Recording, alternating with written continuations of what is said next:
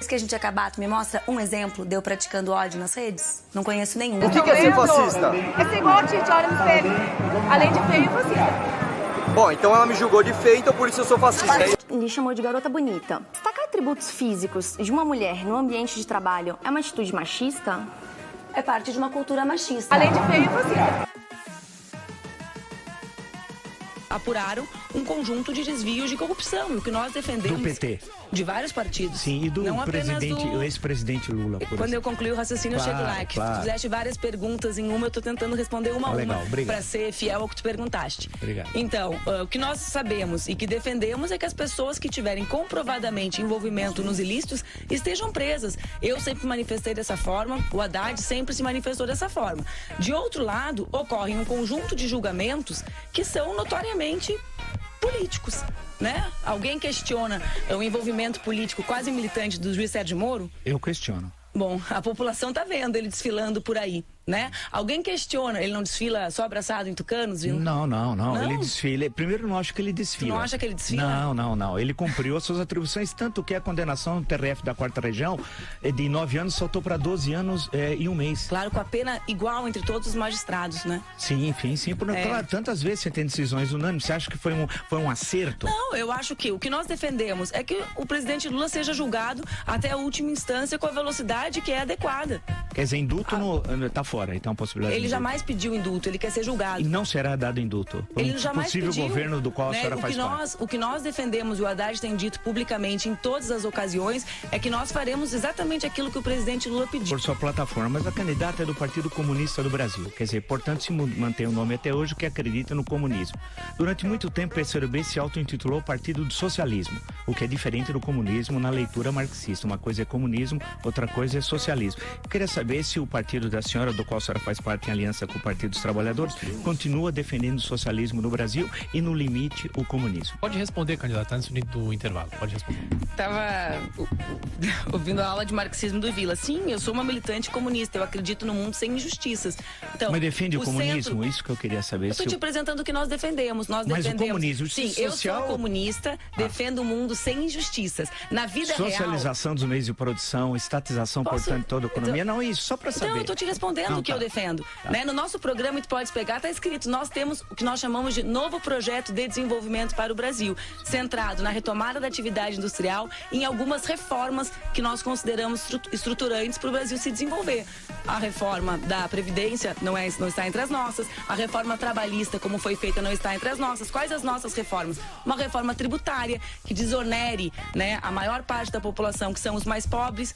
Isso, inclusive, está no nosso programa de governo com a Haddad. Tu já viste a nossa proposta que até 5 salários mínimos a população não paga imposto de renda? Então... O Bolsonaro fala a mesma coisa. Ele falou que defende 20% para todo mundo. Não, acima de 5. Acima de 5. Isenção até 5 também. Estou muito feliz de ser parceira de chapa do Haddad e de nós unificarmos pessoas a partir do nosso programa. Mesmo o Renan Calheiros da vida?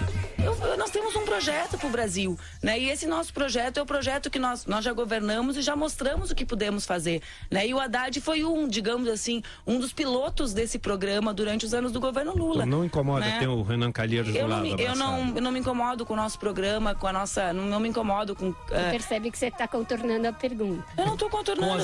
E foi usado pelo PT durante 13 anos e destruíram o BNDES e tal. Agora, recentemente, o novo presidente do BNDES disse que só para Venezuela e Cuba dava um prejuízo de 1 bilhão e 100 milhões de reais. Eu queria saber que no eventual governo do qual a senhora fará parte, caso o PT vence e o PCdoB vence as eleições, se vão continuar empréstimos como para a ditadura venezuelana, para a ditadura cubana, se é que a senhora considera esses países ditadura, vai continuar do mesmo jeito? Última resposta, candidato. Se nós ganharmos, o BNDES vai voltar a cumprir um papel de desenvolvimento do nosso país. Os bancos de fomento vão emprestar para a Venezuela e com Cuba? Juros baixos e, do ponto de vista diplomático, o Brasil voltará a manter laços que cultivem a paz, sobretudo na nossa região, professor. Por quê? Porque cada pessoa que defende a soberania nacional, seja das Forças Armadas, ou seja, cidadão civil do Brasil, torce para que os conflitos regionais diminuam, né? Continuar apoiando Venezuela e Cuba, isso é o que eu queria, sim ou não?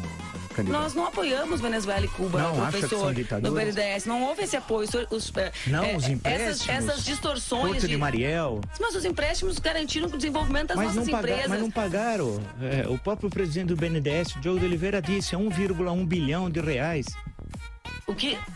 O Lula está acima do bem e do mal para vocês? Por que não colocar um pouco de crítica, um olhar crítico sobre o que aconteceu e sobre o comportamento da justiça? Nada do que o Palocci falou tem fundamento, nada. Eu não sou porta-voz da esquerda, né? Eu sou militante. Mas a sua opinião sobre isso? A sua opinião sobre ele, sobre os processos que recaem sobre ele, as acusações? Então, eu volto, eu não sou porta-voz da esquerda. Eu sou militante e dirigente de um partido que é o PCdoB. Eu não acho que ele está acima do bem e do mal.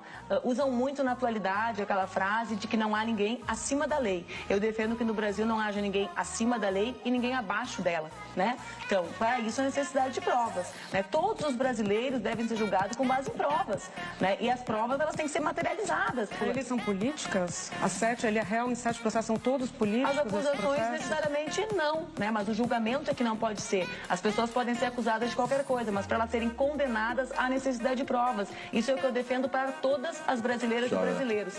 Provas consideradas por Moro para condenar Lula. Documentos apreendidos na casa de Lula sobre o triplex. Vai faltar dedo na mão. Documentos apreendidos na sede da cooperativa Bancoop. Documentos apreendidos na OAS. Notas fiscais da OAS e outras empresas contendo itens da reforma do imóvel. Mensagens do celular de Léo Pinheiro, ex-presidente da OAS, se referindo ao projeto do chefe e para marcar com a madame. Mensagem no celular de Paulo Gordilho, arquiteto e ex-executivo da OAS, citando reformas em sítio e praia. Testemunhos de Paulo Gordilho declarando que tinha conhecimento de que o triplex estava reservado para Lula desde 2011. Mensagem no celular de Marcos Ramalho, executivo da OAS, citando visita ao triplex de Fábio Luiz, filho de Lula, em 2014. Testemunhos de funcionário da OAS que disseram que a empreiteira não costumava personalizar imóveis à venda. No entanto, esse está sendo personalizadinho para o Lula. Até elevador iam botar dentro, né, Milton? Testemunho de gerente da OAS que disse ter acompanhado visita de Lula e Marisa ao triplex no início de 2014, mas aquela foto nunca existiu. Testemunho de engenheira da OAS que disse que acompanhou a visita de Marisa e Fábio ao apartamento em agosto de 2014. Testemunho de funcionário da empresa Kitchens que confirmou a contratação para 2 cozinhas no triplex e de um sítio em Atibaia. Testemunho da sócia da Talento que disse que acompanhou a visita de Marisa e Fábio ao triplex. Mas daí foi fácil depois botar a culpa em quem? Na finada, na Marisa, covardia de Lula.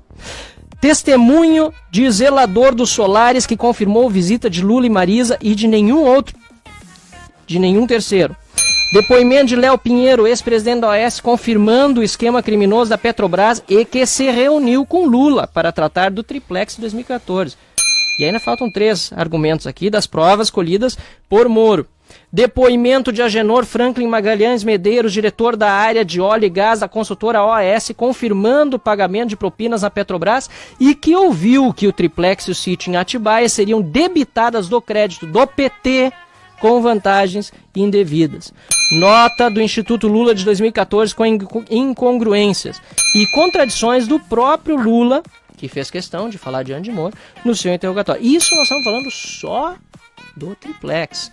Tem ainda o sítio, tem os recibos falsificados, enfim, tanta prova, tanto documento, e mesmo assim petista diz que não tem prova na sentença do Moro para condenar Lula. O Mitchell foi interrompido, por favor, Mitchell. Não, eu achei ótimo o que aconteceu aqui, porque comprovou o que ele estava dizendo, que o Lula e a questão ética estarão no centro dessa campanha, não há dúvida nenhuma. E a senhora já começou a mostrar que posição vai tomar durante a campanha. A senhora está começando a mostrar qual vai ser a sua bandeira do ponto de vista da ética. Teoricamente, não tem nenhuma dúvida, a senhora é uma defensora da ética, mas na prática há constrangimentos. Eu também não teria o Paulo Maluf, mas eu também não apoiaria ou não pediria o apoio dele para eleger o Haddad.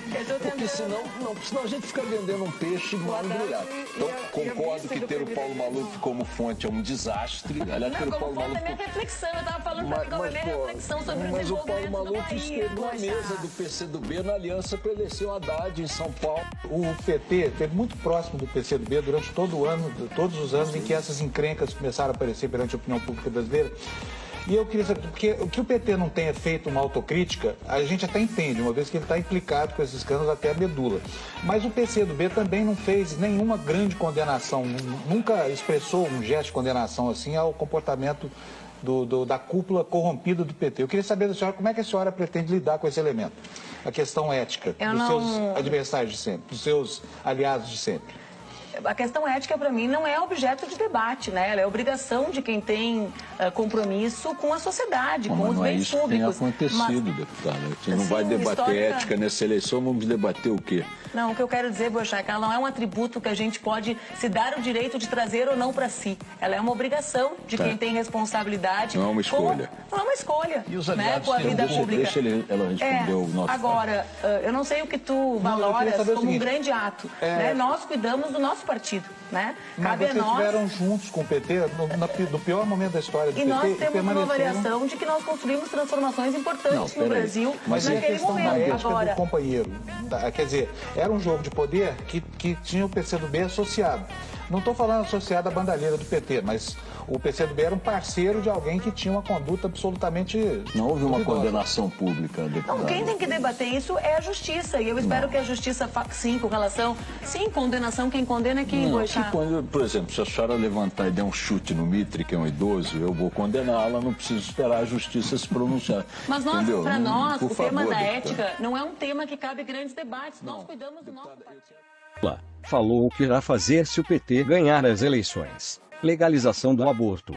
Eu defendo que o aborto seja tratado como um tema de saúde pública no nosso país. Ele é um tema de saúde pública e precisa ser tratado assim. Portanto, nós temos que rever, debatendo com a nossa população, a legislação atual.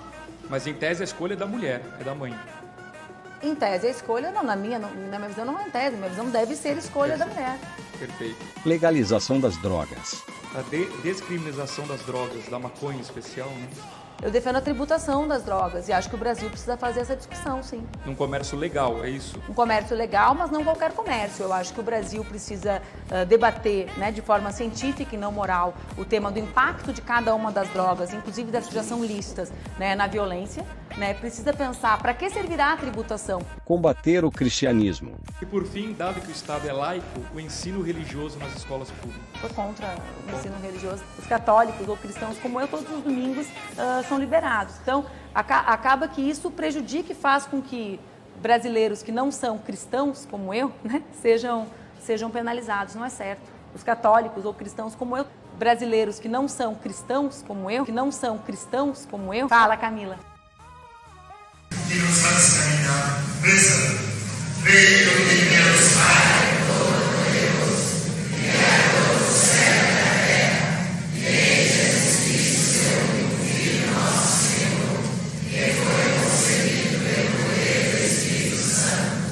Contra a redução da maioridade penal e a favor do desarmamento da população. Só complementando essas perguntas, queria saber a opinião da senhora a respeito da maioridade penal, da redução da maioridade penal e do armamento da população. Então, eu defendo a manutenção da idade atual, porque já acho que com 12 anos para cumprir medidas de restrição de liberdade, porque prisão é restrição de liberdade, já é uma idade bastante baixa, né? É o início da adolescência. Eu sou contra o armamento da população. Ideologia de gênero para crianças. Eu queria falar sobre igualdade de gênero. Queria saber que medidas concretas a senhora propõe para que isso seja alcançado aqui no Brasil. O tema da educação infantil, para mim, é um tema central. Eu acredito que a educação precisa ser uma educação para a diversidade, certo? Nós temos índices tristes de aumento de suicídio de jovens, que tem relação com determinadas práticas que são, sobretudo, machistas, misóginas e homofóbicas, e o conjunto, né, lesbofóbicas, transfóbicas, né? A gente tem suicídios que são muitas vezes levados por isso, e eu não acredito que a gente possa mudar o Brasil sem mudar a cabeça das pessoas. Então, acaba que isso prejudica e faz com que brasileiros que não são cristãos, como eu, né, sejam penalizados.